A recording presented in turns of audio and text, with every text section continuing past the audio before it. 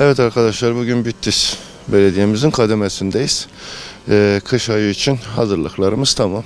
40 iş makinesi ve 80 personelle inşallah bu seneki kış hazırlığımızı bitirdik. Karın başkenti olan Bitlis'te karın yağmasını bekliyoruz.